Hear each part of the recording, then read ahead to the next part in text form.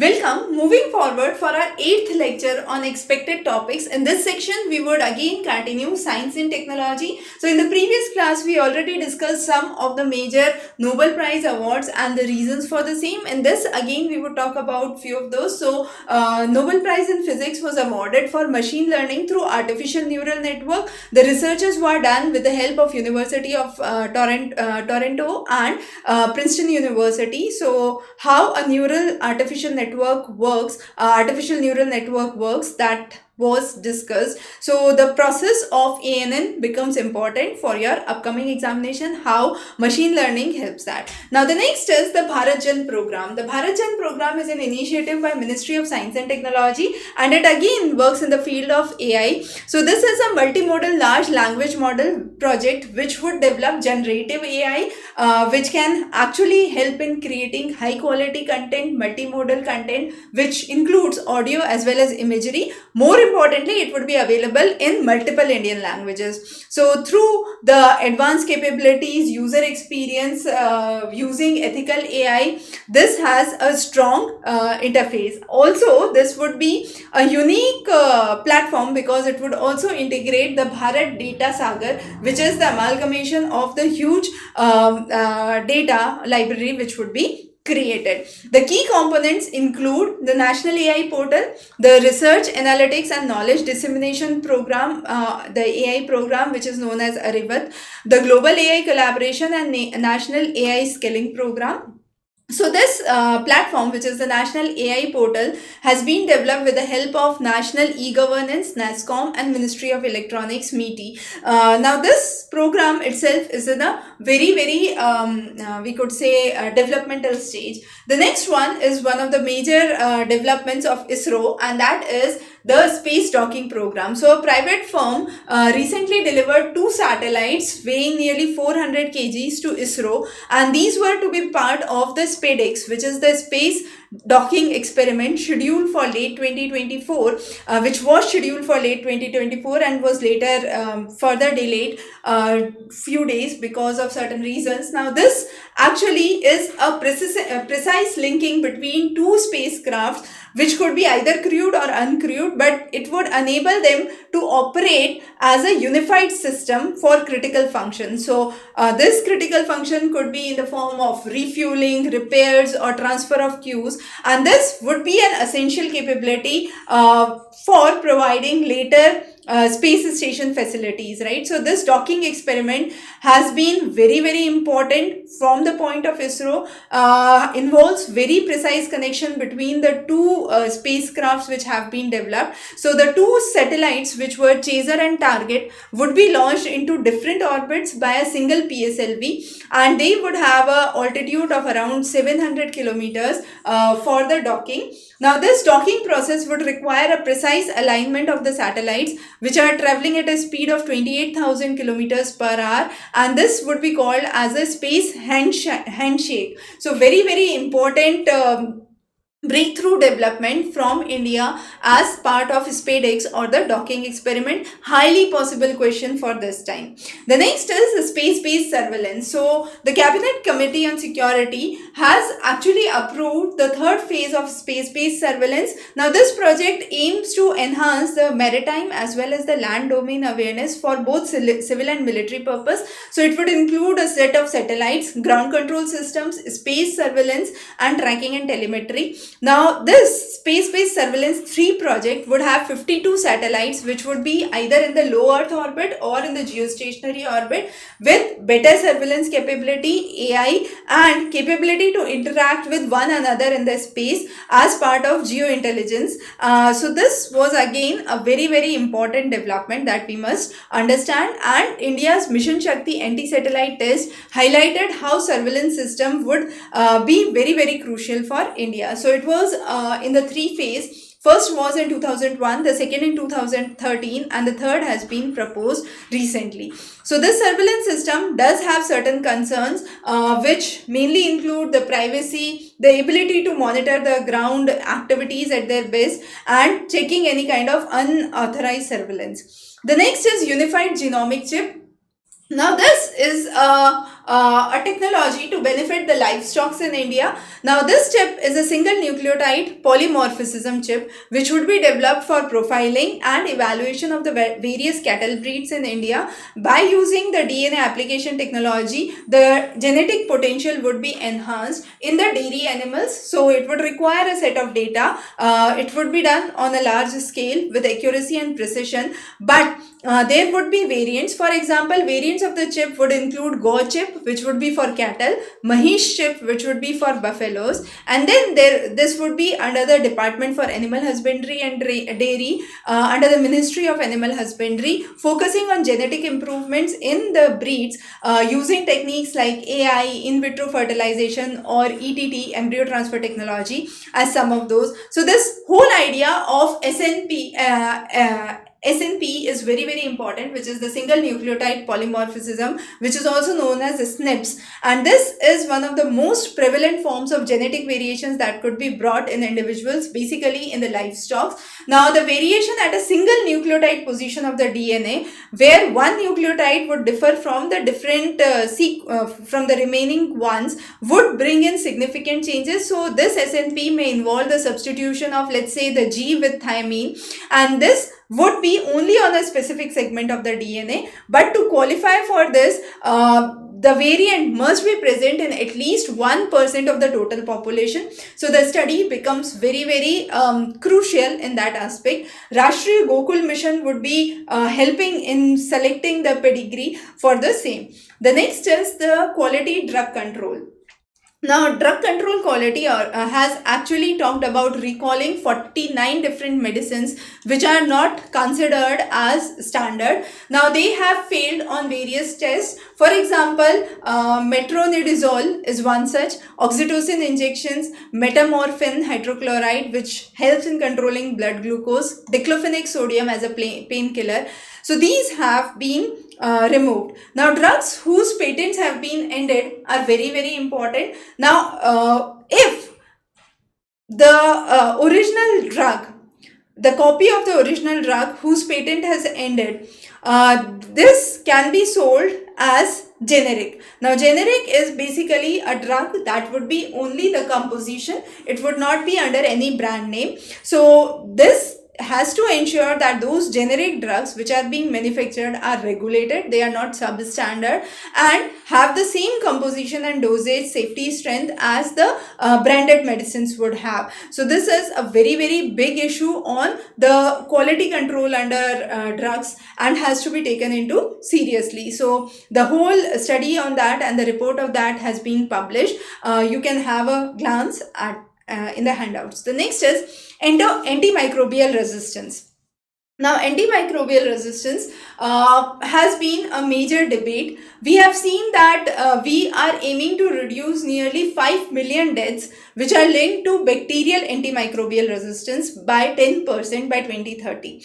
So the idea is there has been a huge lot of use of, let's say, antibiotics without prescription, and even on prescription they have been used where they should not have been used, and as a result the consumption of antibiotics has significantly increased. Now, what happens as a result of that is the individual develops resistance to various bacteria because of unnecessary intervention of antibiotics. Now, this creates antibiotic resistance. Now, this antibiotic resistance, or what we say as bacterial antimicrobial resistance, would not allow your body to heal off the diseases even when you are taking higher doses of antibiotics. Okay, so this usually is because either because of overprescription, it could be because of poor infection, lack of hygiene, lack of new antibiotics being developed, or overuse of antibiotics, and that is not only true for human beings but even for the livestock. So there was a goal to actually reduce the amount of bacterial antimicrobial resistance, and the goal has been set up for 2030 for a comprehensive approach. So this is not applicable to India but has been applicable globally. Now, this condition is what we have already explained.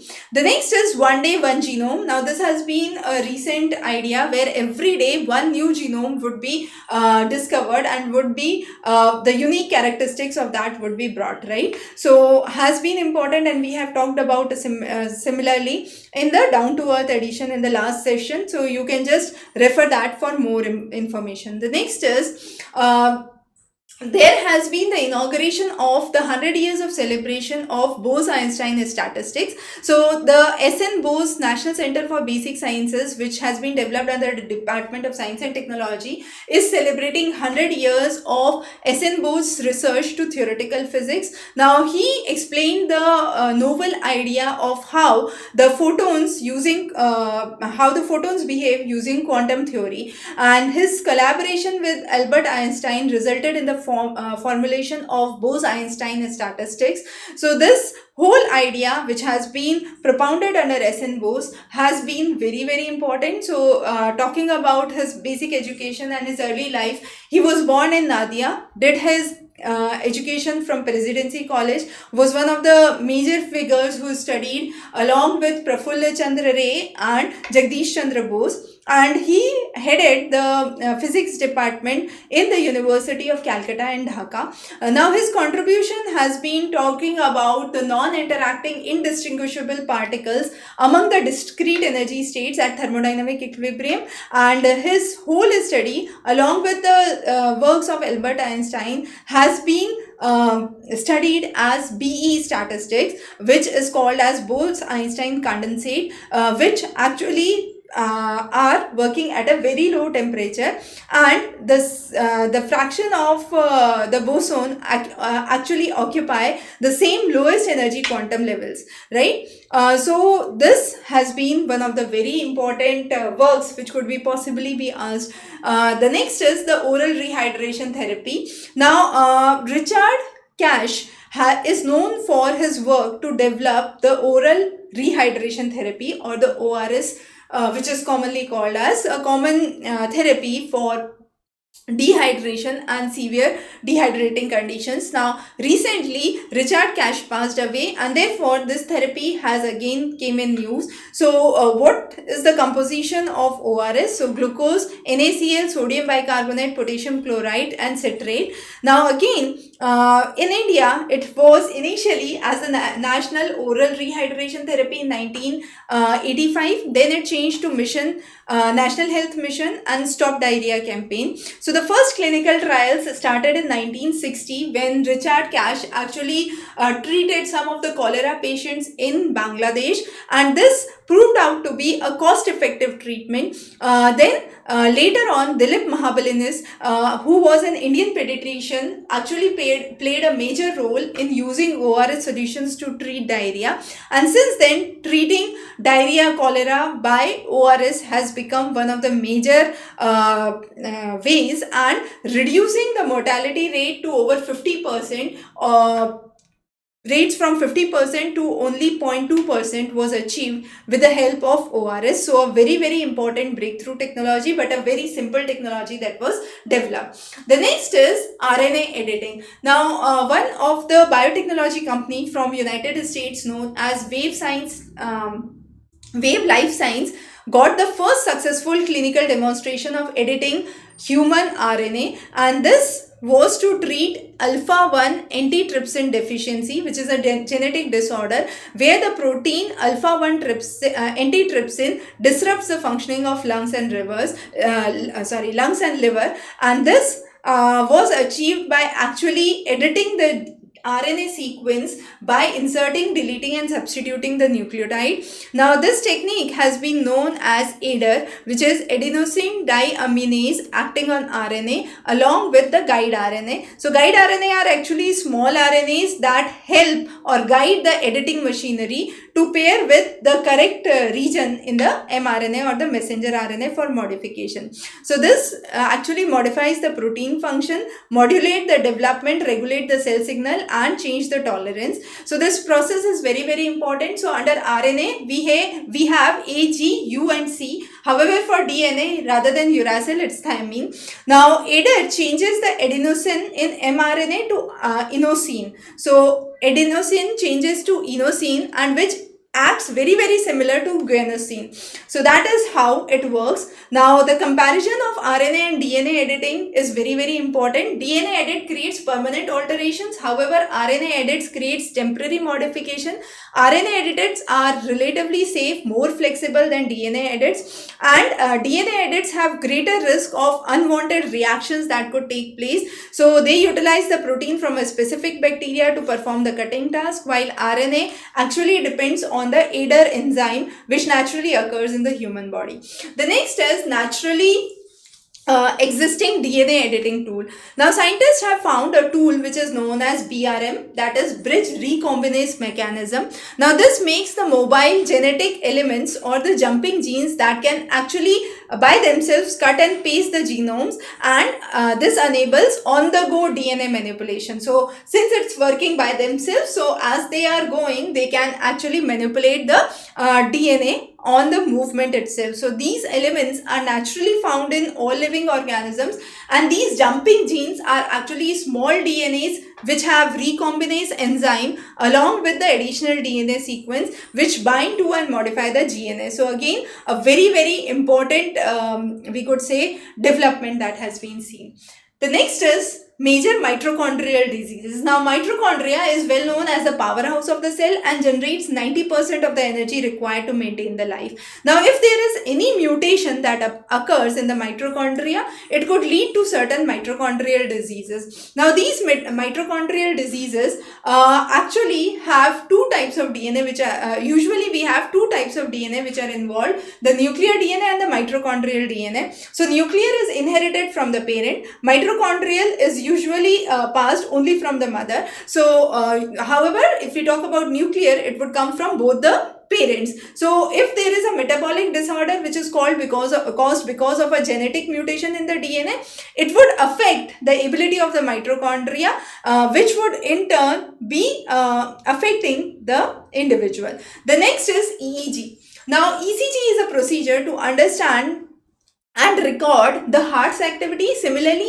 EEG is the electroencephalo. So encephalo word wherever comes in, it relates to brain. So it records the brain's electrical ability. Now what happens are small metal discs which are called as electrodes are attached to the scalp, and then electric impulses are generated. Now when these electric impulses are generated by brain cells which communicate with each other continuously during the sleep, there are wavy lines which are generated. These wavy lines are what are called as EEG. Now EEG detects epilepsy, any kind of neurological disorder. It assesses the brain related to tumors or damage, and then there are electric patterns which are diagnosed because of it. It could include any kind of injury in the head, seizures, encephalitis or sleep disorders. So it is considered as non-invasive, real-time, high temporal resolution, low-cost portable technology. The next is Aditya L1. Now Aditya L1 was placed successfully in the halo orbit of the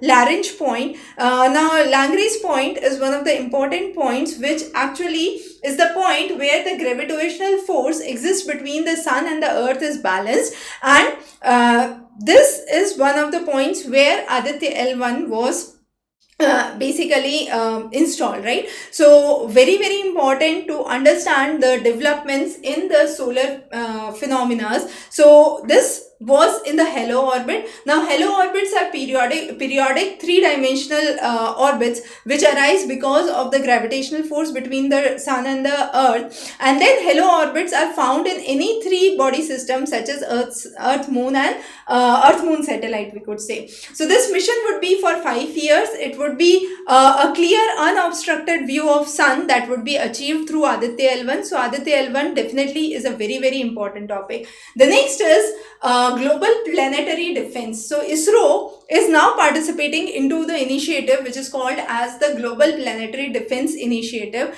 During the international workshop to start the Asteroid Day 2024, S. Somnath actually talked about the agency plans to study the asteroid Apophis. Now this is nearly 32,000 kilometers from Earth, and this plan is somewhere for 2029. The study aims to have preparedness for potential planetary defense efforts against any asteroid threats that could be seen.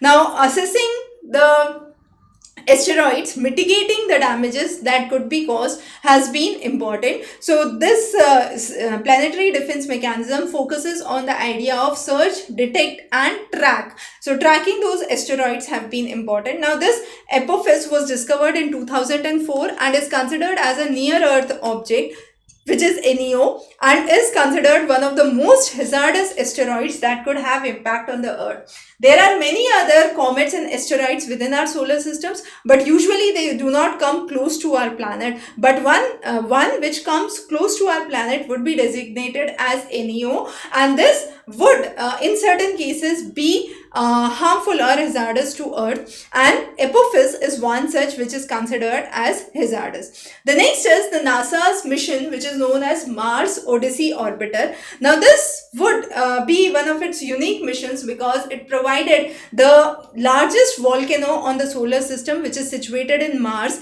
known as Olympus Mons, and this orbiter was launched in 2001 and has been known for its longest continuous operational orbital mission. It was the first spacecraft to have a global map which talks about the chemical elements and minerals present on the Mars surface. So as we said, it is known for its longest standing operational mission. It was known to detect the water ice, help other missions to move, study the atmosphere of the Mars, the cosmic radiations, and talks about the hydrogen concentration in the subsurface. Also focuses on the spatial and the spectral images, which focuses on the mineral composition there. The next is lunar caves. Now, scientists have discovered an underground cave on the moon, and this is accessible from the surface. Located in the region of Sea of Tranquility, it is a dark basaltic plain and has been called as lunar cave. So it is a part of an underground passage which possibly was formed because of volcanic activities, has numerous pits which have been scattered along the lunar surface, and this history has been very important because these caves provide protective shelter to astronauts in case of any harmful radiation or micrometeor impact which could be seen, or in case the extreme temperature variations take place. The next is silicon carbide. Now, India's first facility to manufacture silicon carbide will be established in Odisha. Silicon carbide is also known as carborundum, and it is highly durable man-made crystalline made of silicon and carbon. It is known for its high thermal conductivity, wide band gap, high breakdown electric field and enhanced efficiency, but it has related issues related to high cost, limited availability and low yield. The properties we have already discussed, but where it could be used. So it can be used in semiconductors, mechanical seals, ceramic structures, optical mirrors, ballistic armors, or military purpose, right? The next is Venus Orbiter mission. Now, government has given a green signal for Venus Orbital mission after the successful Mangalyaan and Chandrayaan. Now, here we are talking about deploying the spacecraft to orbit the Venus. So ISRO would manage and deploy the spacecraft by 2028. A huge amount of fund has been dedicated to the same. So there are 4 Venus missions that have taken so far. Mariner by US, Magellan again by US, Akatsuki by Japan, and Venera by Soviet Union.